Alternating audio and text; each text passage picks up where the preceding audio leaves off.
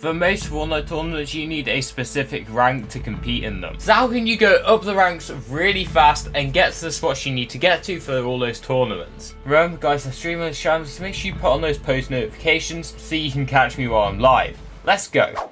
Before you hop into ranked on a day-to-day basis, you need to make sure you're warmed up. For this, I'd recommend doing 1v1s against a friend, which you can play this map right here as it has 0 delay. If you want to warm up your builds and get some free builds going, play this map right here. It also has absolutely 0 delay. Let me know how they feel in the comments section. Anyway, in terms of what mode you should be playing in ranked this season, solos, in my opinion, is the best. I think it is the best practice, and as well as this, it seems to get me a similar points to duos. Squads is the worst rank mode as always, and you're going to need a pretty god tier squad if you want to get any rank points. I've had 15 kill squad games before that have gained me about 7%. And the rocket rams really mean that you're going to struggle in squads. So either go solos or duos, I'd prefer solos. I would recommend playing ranked in the early morning of your time period. When I play ranked in the early morning, I get some real bot lobbies. Like, these players can hardly build, and I'm pretty much in diamond. The longer the day goes on, the better the players are getting, so make sure you play early in the morning. For some reason, that's when all the bots hop on. Ranked is one of those game modes that punishes you really heavily for dying off spawn. However, if you get to the end game with 0 kills, you're also not going to gain that many points. So you need to balance these two pieces of information, and make sure you land at spots that are conned by either 1 or 2 people.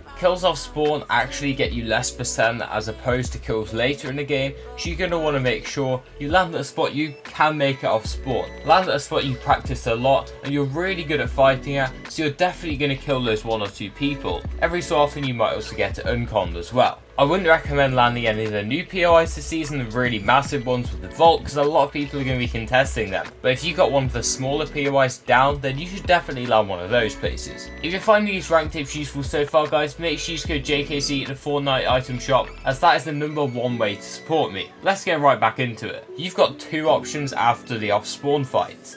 You can either move dead side. Dead side has less players, there are less third parties, so you can sit there and you can fight a couple people dead side, not having to worry about other people joining in. You can then kill them and make it to endgame. If you're not very good with third parties, then this is the one I suggest, as you can generally not get third partied over the other side of the map, and you can finish your fights quickly and easily. You've got to be wary you don't go too dead side though if you're doing this, because there's going to be no players. And as I said before, you want to make sure you come into endgame with at least 2 kills. If you're not coming into top 10 with at least 2 kills, then you've done something wrong in ranked and you're barely going to gain any points for that game. The other option for mid game is to go mid map or congested side and shoot at all the fights there. If you didn't know, ranked actually has a program that counts percentages of how you helped eliminate players. So if you shoot at a fight as a third party from 50 meters away, hit one of them 150, and then he gets killed, you're going to get a decent proportion of that guy's kill points. I don't need to tell you how useful this is, especially with snipers in the game. If you sit there with a suppressed sniper in a bush on the congested side of zone,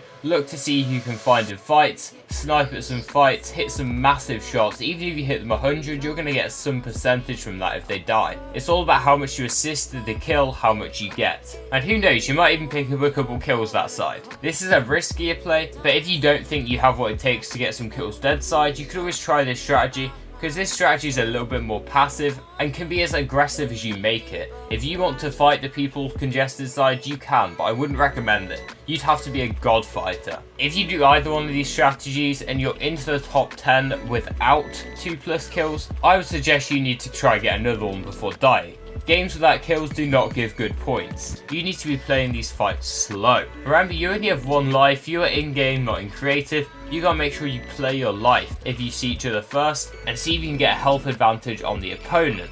And make sure you finish the fight. Don't be over eager to jump in, but if you have a massive health advantage, then you can probably get away with it. If you get beamed off spawn, just make some space, play for the heals. Maybe you hope to get third partied. If you get third partied, that could save your life, or go for a counter shot. By playing these fights slow, you're going to end up finishing a lot more of them than you would have done if you just tried to jump in. Knowing how to get points in ranked is good, but do you know the meta? If you don't know the meta yet and what guns you should be using, click on this video right here, and it is the best meta video on YouTube, trust me. Go watch it.